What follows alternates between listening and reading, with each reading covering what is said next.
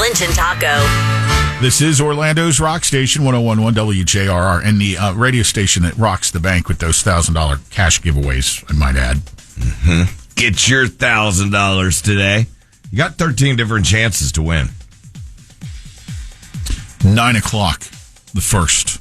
I'll give you that keyword. You're using those at our website, WJR.com. Add your name to the list with Jerry, the latest winner from New Smyrna Beach, and all the other winners. We said it earlier. We finally got a male listener that won. Up to this, all the winners were females. Bus driver in Singapore, public bus driver, busy commute home, makes a stop. There's lots of people waiting to get on the bus. So she opened the front and the middle doors on the bus. It's one of those deals. Okay. 2 sets of doors. Passengers get on. Not all the passengers paid the fare. So she gets on the thing and says, I need everybody to pay the fare before we proceed. And the ones who didn't sat there and didn't do anything. Give them a caning in Singapore. She pulled the bus over on the side of the road and closed the doors and sat there. Said, not going anywhere till all the fares are paid. So all you other passengers who did pay your fare, get the fare out of the other ones, will you? That didn't happen. They still refused to pay. All of them, by the way, were the ones who entered through the rear door or the middle door. They continue to sit there. She goes, all right, well. And they're becoming irate because some of them have to be places or whatever. Yeah. And she's like, well, I call my, they called it the bus inspector. I guess that was her supervisor. Comes down about 40 minutes later. And ultimately, the supervisor let the passengers off the bus to board another bus. But the bus driver's like, I'm not going anywhere. Sorry. So the bus driver didn't get in any trouble. The supervisor let the other passengers go, including the ones who did not pay, let them off with a verbal warning. So everybody on the bus was inconvenienced because a handful didn't want to pay their fare. That's it. Just like America, where you're better than everybody else that's waiting in that line, or everybody else sitting in that on that bus. Yeah, incredible. Mm-hmm. Call the cops right there in Singapore. They are going to come down and give them the old nightstick. People in Miami Beach are doing a double take. As the city has rolled out the first known Rolls Royce police car patrol unit. Turns out this is part of the department's efforts to get new recruits to join their department. Okay, is this a confiscated car? Or so as soon as this hits, what do you think the reaction was from some people in the public? My taxpayer dollars are going to that? Exactly, Taco Bob. But the answer is no taxpayer dollars are going to that. The car is on loan from the local Bremen Motors of Miami dealership, who have agreed to sponsor the program to try to attract new police recruits for the city of Miami Beach by lending them a Rolls Royce, which they've converted into a patrol unit. I remember when Winter Park did something similar. I don't know where they got the cars, but for a while, and we talked about it on this show, it was about 20 years ago, they had a couple of Saabs as their cop cars. You know, like the Saab. And I don't know if that was from a Saab dealer or what, but I remember when they rolled out, everybody just kind of looked thinking, wow. I mean, that's an expensive car for anybody to have at that time. But for the police force to have? But it's still a Rolls Royce. Yeah, exactly. How do they decide which officers get to get assigned to that vehicle? Yeah.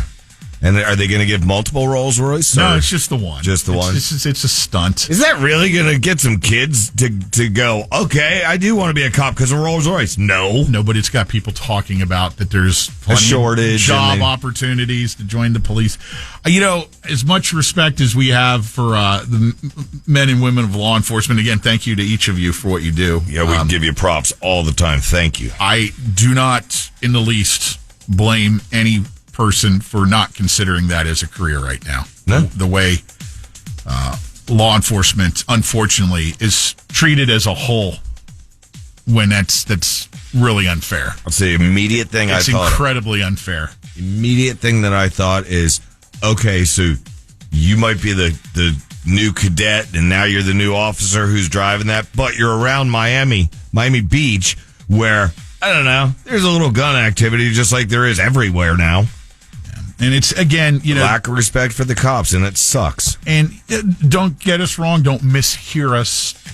Obviously, we say this over and over. Every occupation and field has bad apples. Mm-hmm. So the police are not immune from that either. It just sucks that they more so get hammered in the court of public opinion when you have a few bad apples. And it sucks because at the end of the day, even these people that are hammering our officers, who are you going to call when somebody's breaking in your back window of your home? Yeah, that would be the police. Family in the UK furious at their son's school. This 13-year-old goes to Northfleet Technology School. That sounds like a good school. They got a letter from one of the instructors sent from the school, very critical of the chronic attendance issue that the 13-year-old has been having this year, and making some threats about not passing him and whatnot. I guess he didn't get the news that the youngster was undergoing a stem cell transplant for a very severe situation that he contracted, in which his bone marrow stops producing enough red blood cells. So he's missed a few days. And the school is concerned about... Apparently, one particular instructor was the one who instigated this... and now stepped in it. Initiated this letter to be sent. How do you feel now, Teach? Oh, God. That's like the one, where you walk up and you go, God, what do you do? And then you just go, oh, no, I didn't do that. Right. She just likes beer. This one texted in, the Volvo store gave us Saabs and turbo Volvos. Who? I don't know. Just a text at 22526. I don't know the town. And it said, now we have Teslas. They're cops. Oh. I haven't seen any Teslas around me as cops. The Ice Pick Bandit has struck again. Okay, you said I should know him with my past trucking. What's up? This is the I-75's notorious Ice Pick Bandit. Don't feel bad. I'm just hearing about this for the first time as well. This person has been striking unsuspecting truckers in the I-75 corridor for years, in which they're thought an ice pick is being used to spike tires, brake lines, and air hoses and whatnot on big rigs. Generally, a lot of them that when they're parked at truck stops or rest areas. Yep. It's just happened again in Sycamore, Georgia, in the southbound rest area. Mile marker 78. See, this is where truckers, we watch out for each other, okay? You know the rule. I know there's stuff going on, lot lizards activity and stuff like that where you're busy, but always keep an eye out on your buddy rig, your neighbor's rig over there, It's just like being in the mosh pit at a concert. You just look out for the other people. We have each other's backs. Truckers on I-75 and every one of these corridors, remember to keep an eye out for this Ice Pick Bandit. Do you think the Ice Pick Bandit is a disgruntled former trucker that's gone rogue? Who in pray tell would have such a problem with truckers that you would initiate this ongoing attack? I know who. Randomly. This is somebody that, kind of like the mall cop, couldn't get the license to be the real cop. The CDL or whatever it is. And this person couldn't get the license to be a real big rig trucker. You look around at these truck stops for like a small box truck. I'm saying real like small. A delivery person, maybe. Almost like a pickup truck with a cooler on the back where he's hauling maybe some fish. There's your Ice Pick Bandit. This is mall cop syndrome. Okay, all right. I couldn't. We got your